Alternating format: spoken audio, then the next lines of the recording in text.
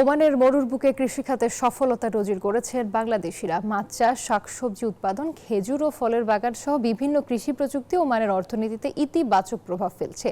Oman থেকে পলাশ শীলের পাঠানো তথ্যচিত্রে বিস্তারিত। চারপাশে সবুজ শাকসবজির প্রাচুর্য দেখে মনে হতে পারে এটি বাংলাদেশের উর্বর জমি দৃশ্য, কিন্তু না।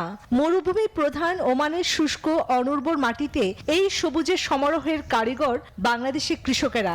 ওমানে তারা চাষ করছেন শসা, লাউ, পুঁইশাক, ঢেঁড়স এবং অন্যান্য দেশীয় সবজি। এই শুষ্ক পরিবেশে বাংলাদেশের কৃষকদের পরিশ্রম, দক্ষতা এবং উদ্ভাবনী চিন্তাভাবনার ফলে এই যুগান্তকারী সাফল্য এসেছে। তারা নতুন অধ্যায় যোগ করেছেন ওমানের কৃষিক্ষেত্রে। এছাড়া শাকসবজি এবং ফলমূল উৎপাদনেও বাংলাদেশের কৃষকদের অবদান বিশেষভাবে উল্লেখযোগ্য। আমরা অনেক কষ্ট করে বিদেশের মাটিতে আমরা অনেক কিছু করছি, পরিশ্রম করে মাথার ঘাম পায়ে ফেলে আমরা এখানে অনেক কিছু সহযোগিতা করে বাগান কিছু করতে পারবো, বাগান করতে পারবো।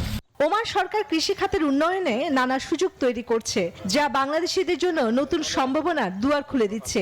এই সুযোগটি কাজে লাগানোর জন্য বাংলাদেশ সরকারের প্রতি আহ্বান জানিয়েছেন ইঞ্জিনিয়ার আমিনুল ইসলাম। দক্ষতা, কঠোর পরিশ্রম এবং চিন্তা ভাবনার মাধ্যমে এখানে কৃষি খাতে উৎপাদন অনেকটা বৃদ্ধি পেয়েছে, যা ওমান সরকারের কাছে খুবই গুরুত্বপূর্ণ সাড়া ফেলেছে এবং ওমানে খাদ্য নির্ভরশীল এবং খাদ্য নিশ্চয়তা এবং অর্থনীতিতে খুবই গুরুত্বপূর্ণ ভূমিকা রাখছে। ওমানের কৃষি খাতে প্রবাসী বাংলাদেশিরা শুধু শ্রমিক হিসেবে নয়, উদ্যোক্তা ও ব্যবসায়ী হিসেবেও নিজেদের অবস্থান সুসংহত করছেন। বিশেষ করে মৎস্য খাতে, যেখানে অনেক বাংলাদেশি সফলভাবে মাছ চাষ করে বাজারে চাহিদা পূরণ করছেন।